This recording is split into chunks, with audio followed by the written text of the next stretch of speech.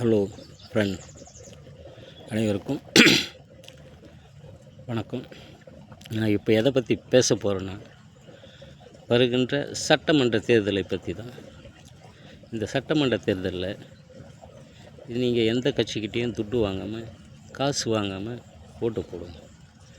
அப்போ தான் நீங்கள் ஒரு நல்ல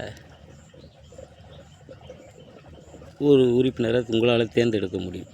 காசு வாங்கிட்டிங்கன்னா அவன் நல்லவனா கெட்டவனாலாம் தெரியாது. அந்த காசு வாங்கினதுக்காக அவனுக்கு ஓட்டு போட்டுருங்க. இதனால் ஒரு கெட்டவனை தேர்ந்தெடுக்க வேண்டிய சூழலுக்கு நீங்கள் தள்ளப்படுவீங்க.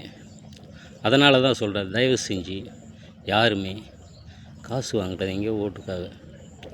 நீங்கள் அப்படியே ஓட்டுக்காக காசு வாங்கினா அதனுடைய விளைவு என்ன இருக்குன்னா, அவன் உனக்கு 100 கொடுக்குறான்னா அவன் அதுக்கு 200 சம்பாதிக்க வேண்டிய இடத்துக்கு தள்ளப்படுவான்.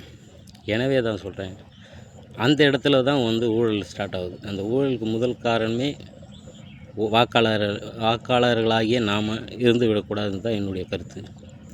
எனவே தான் தயவு செஞ்சு சொல்கிறேன், ஓட்டுக்கு காசு வாங்காதீங்க. நன்றி.